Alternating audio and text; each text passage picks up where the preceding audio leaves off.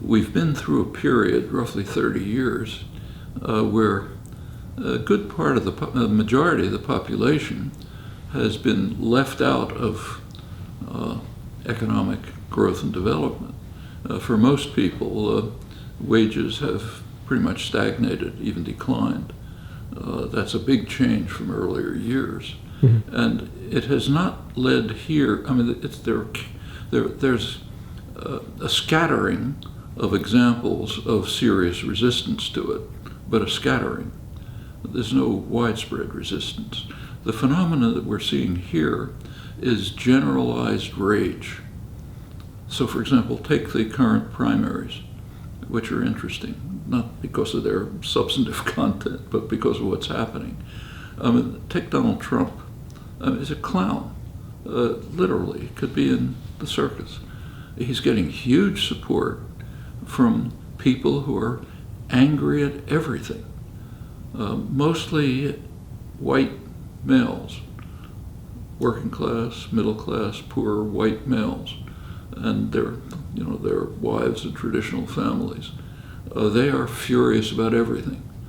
Everything's been taken away from them. There's no economic growth for them. There is for other people. The institutions are all against them.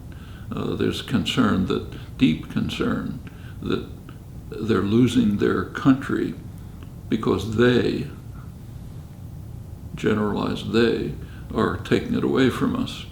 That goes back to a strong nativist tradition in the United States.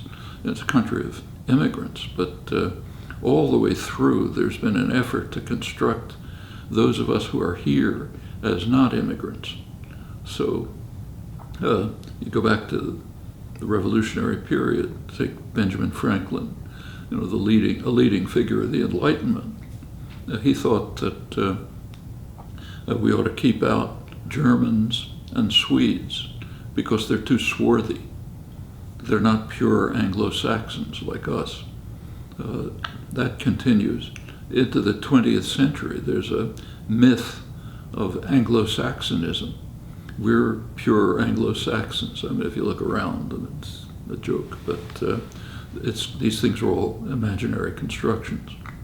And now there's the picture of us as being overwhelmed by Muslims, Mexicans, Chinese. Somehow they're taking our country away. And it's based on something objective.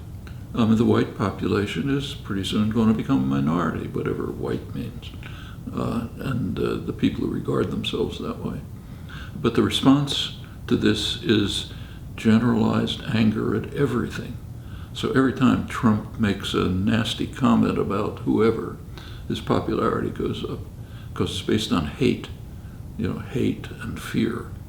And it's unfortunately kind of reminiscent of something unpleasant. Germany, not many years ago. And it's worth remembering that in the 1920s, Germany was the absolute peak of Western civilization. In the arts, in the sciences, it was regarded as a model of democracy. As late as 1928, Hitler got about 3% of the vote. It went from the peak of Western civilization to the absolute depths of human history within 10 years. And I don't want to say it's identical, but there are similarities. In fact, you see similarities elsewhere. Like if the European bureaucrats succeed in destroying Greece, which they're trying to do, humiliate them and so on, you may see the rise of, there is a neo-fascist party, may take over. That's the kind of thing that can happen.